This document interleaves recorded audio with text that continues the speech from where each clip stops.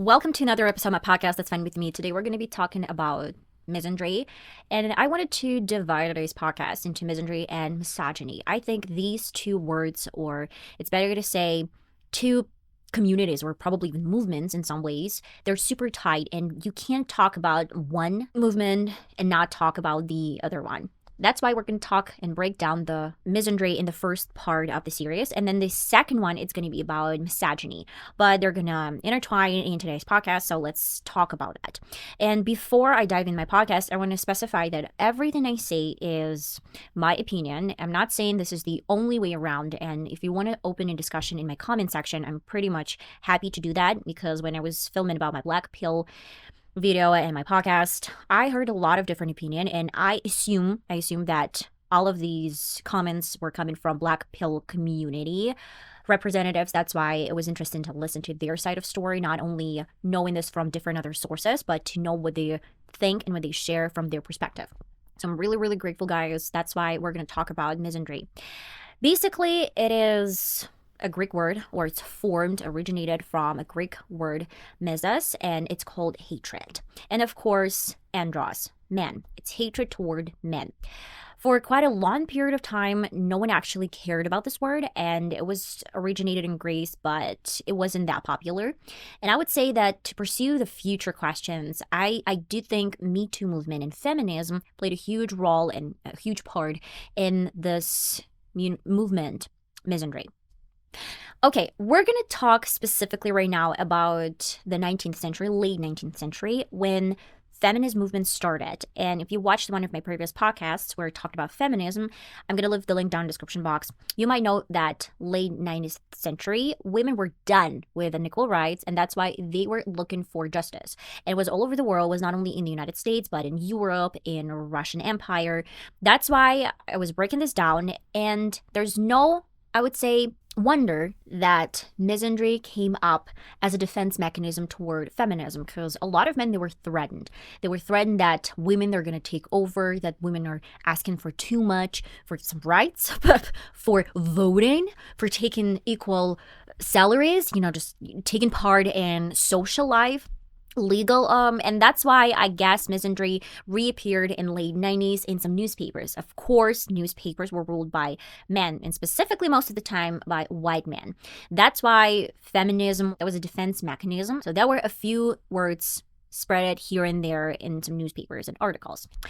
Later, I would say, according to Alice Marwick and Robin Kaplan, the term was used as a synonym for feminism. And synonym, it means that feminism automatically meant misandry, hatred toward men. But it wasn't about that. Honestly, when he talked about feminism, basically women, at least in the Russian Empire and in the United States, they just wanted to be acknowledged, they just wanted to be visible, and just wanted to vote and have equal rights.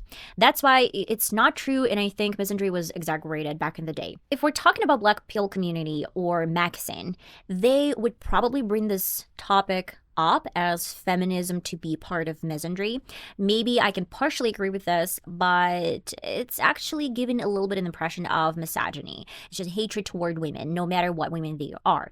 And again, I'm not saying that every single person from black pill community, or black pillar, if you will me to say it this way, is a misogynist and hates women. No, I'm not saying this, but there are definitely some part of people that probably enter this community with this ideology. And we're going to talk about this a little bit later, because we're going to describe some pop culture reference and pop culture, I would say, examples. So just stay tuned to this. Later in men's literature, especially in 1980s, were a lot of reference toward this misandry, and they were talking in their blogs, they were talking in their community space, safe space, of the hatred toward men.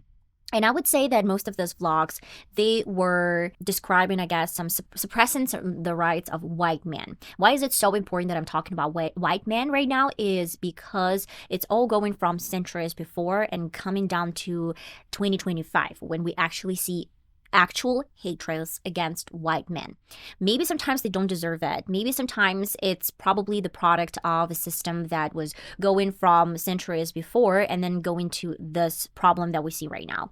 But if we're talking about the sexism that is everywhere, especially in the United States and in, I guess, Europe as well, where we kind of try to distinguish men versus women and this, play the card of feminism and misandry, an MRM community, or I would say that's like man's right movement. It's just keep it in mind because we're going to talk about this later.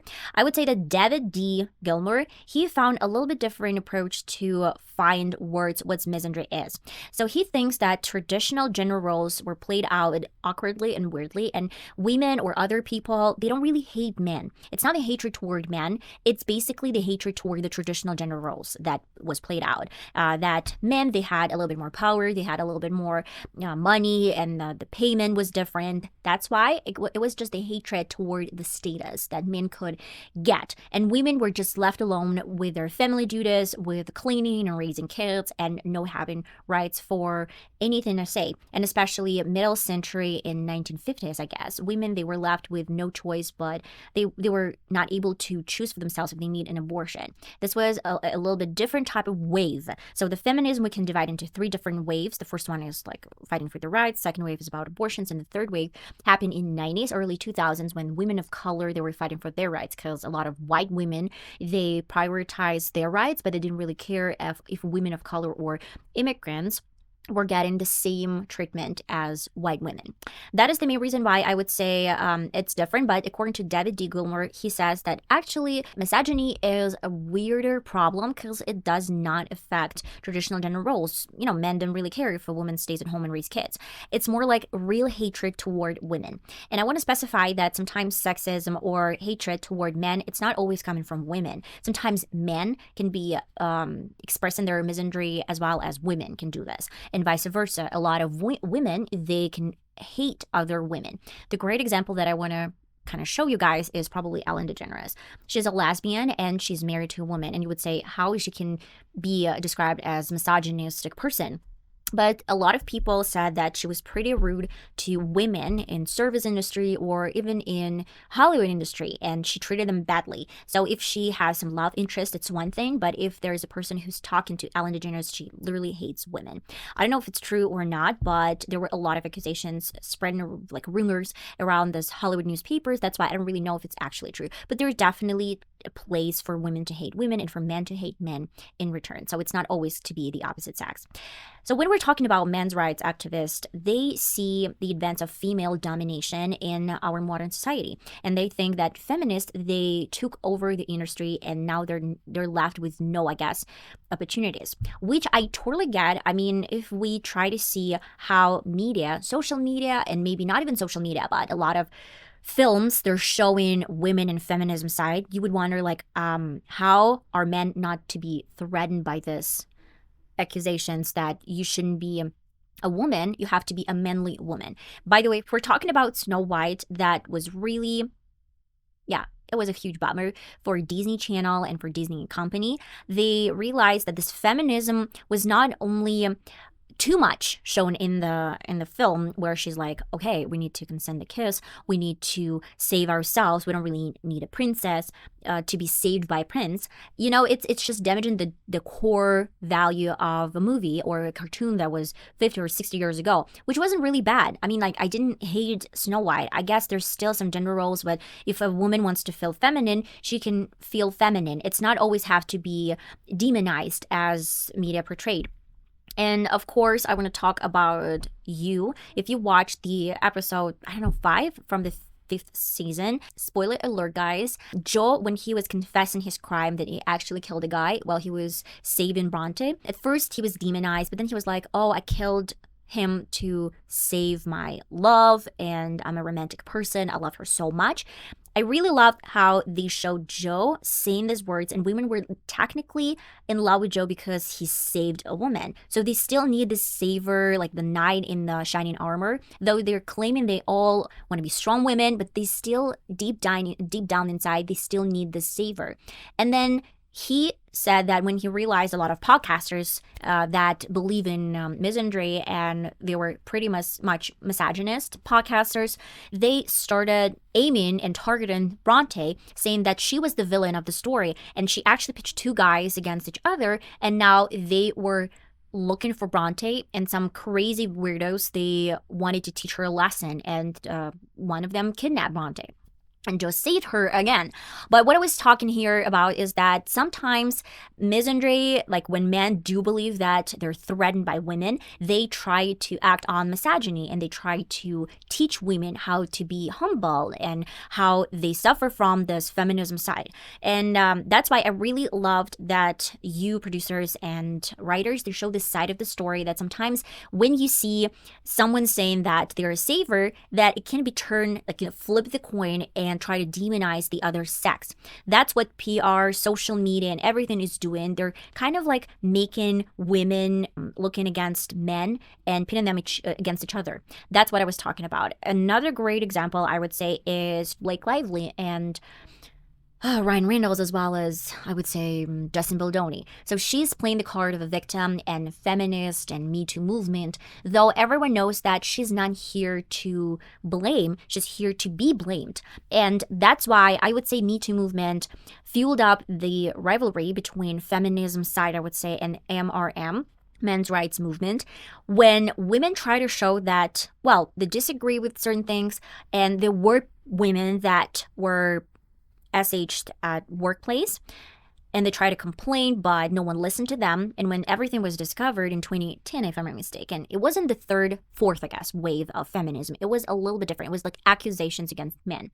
And of course, some women, they took advantage of it, and they tried to manipulate certain lies to get whatever they wanted, to get a great job, or to probably get a place instead of their boss, who was a man. And they played the card of a victim, though they were not victimized. And then they got this opportunity. As well as a lot of media, they started viewing actors and directors and producers in a certain light that were threatening men, and especially white men.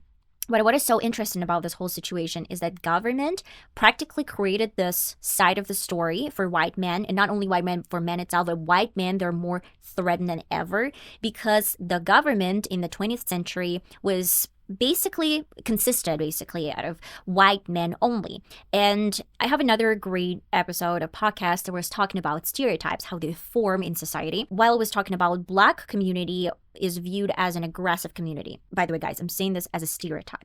And as Asian community viewed as compliable, smart, bright people. It happened after the Second World War. Brief reminder for you, if you want to watch this, you can watch the full podcast. But Asians and Japanese, basically, they came as immigrants, and they were forced to assimilate in American society. That's why government, they created different courses, and they created different lessons for Japanese to learn. And they were really compliable, actually, because they knew that they lost this war, and they knew that they need to assimilate. As well as Black community, of course, they were suppressing their feelings for such a long period of time, and slavery went on, and they were tired of this narrative the government was kind of like picturing, and that is the main reason why they went on some protests. And of course, government didn't really like it, and they portrayed Black community as aggressive and stubborn people, and they were showing this all over TV everywhere in the United States. And of course, Americans, they were like, oh, yeah, Black community is pretty toxic and aggressive, and Asians are compliable and they're smart. And that's how the stereotype was born. I'm not saying that there's a side where they're innocent and the other side is not innocent or aggressive. I'm just saying whenever the stereotype was created, it's so hard to get rid of it. And the mastermind of it is government. So when we're talking about Democratic Party and Republicans, I am from Russia. I don't really care about Democrats. I don't really care about Republicans. I guess every party has their sins and their dues. That's the main reason why I would probably say that Democrats, they went too far with showing feminism side in movies and LGBT communities. It was filled, every single film had to show this side of the story, when sometimes it was too much. It was, historical films, they included some weird comparison. For example, like a Tsar of Russian Empire was a Black person. I have nothing against it, but it's a little bit inaccurate when you film a historical film. It's inaccurate. but it was a policy of the Democratic Party.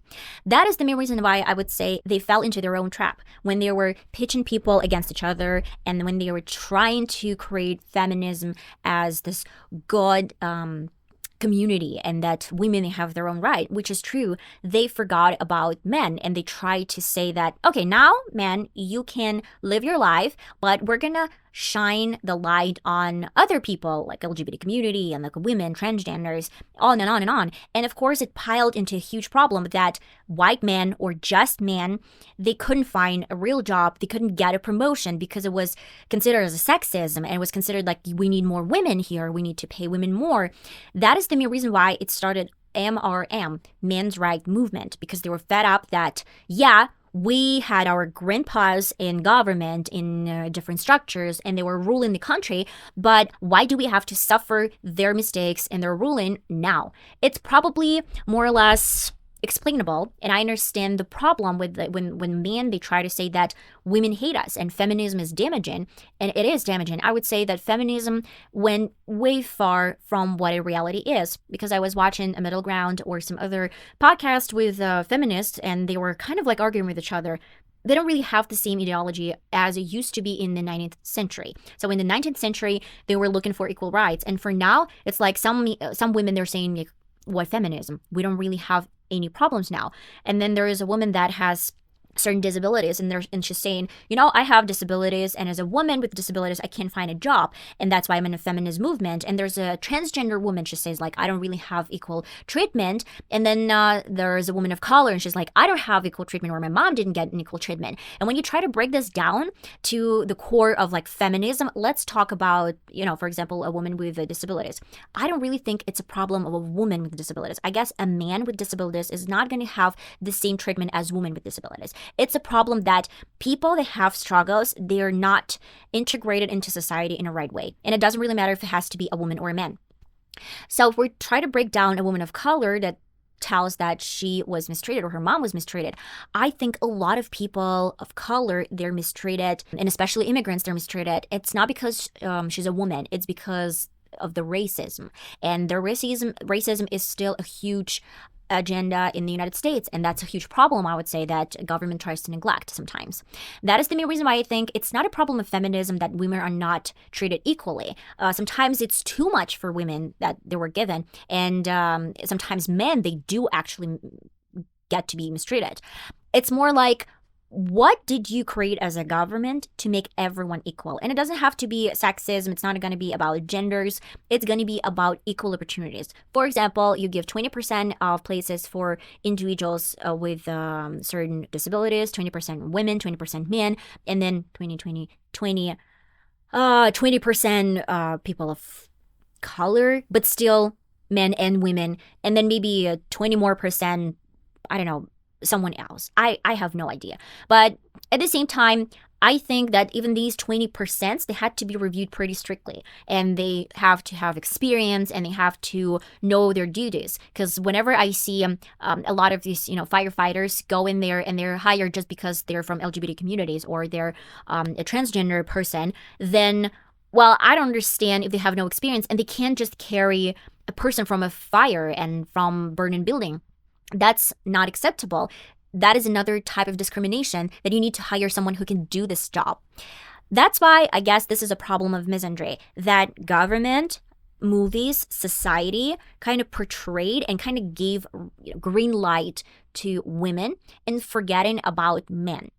This is a huge problem. Instead of giving equal rights to women and every individual, and then do not forget about men, it's always a problem with the balance from my point of view when you're given too much power then to someone who was protesting and saying that they're fed up of the narrative. I would say that you shouldn't forget about men as well. And maybe there's not going to be an issue with movements and communities, because when people feel treated equally, when people feel like they have equal rights, then there's nothing to be talking about. When I was talking about Black pillars and that it's probably has a little bit of misogyny behind their kind of like ideology. I do believe there's certain men that love to abuse women and they try to hide behind the mask of black pillar that he was mistreated and now he's going to mistreat some women. And when I got a comment in my previous podcast that, well, women are not going to be abused or any other problem with women. It's just the way that if she treats me badly, I'm going to treat her badly in return or break up with her. Yeah, I kind of get it, but sometimes there are definitely people in communities as feminists that try to put on this mask of feminism and use it in their own advantage. It's the same way as in the community of black pillars. I try to find an excuse, but I can't. I guess there's still men that will try to hurt women, and they're just saying that they were mistreated. Not the fact that it's a problem of a mindset. They try to put this on the shoulder of a community. That's the problem here. I think there's so many wolves, hiding behind the sheep face. I don't know what to call it. When they want to say that they're innocent, but they're not. And yeah, such as Blake Lively, in my opinion, she tries to pull out the card of feminism and say that like a Me Too movement, whatever. But in the case of Justin Baldoni, I guess only because of the support of a billionaire behind the scandal, probably he was able to prove that he's innocent in some way or another. And finally, people took a side of a man, which is a huge victory for, I guess, the MRM, men's right movement. Though, actually, Justin Baldoni, he was always vocal about feminism and helping women with the DV, but then he actually got into the trap of this fake feminism. Which has place to be in our society, unfortunately. That's why, yeah, guys, what do you think? I would probably end the first part of my podcast of Misandry, but, just like don't be super happy about the podcast that I'm kind of defending men only. It's going to be part 2. We're going to talk about misogyny and where I'm going to break down some of the acts of men, why it actually led to the point where they're hating women.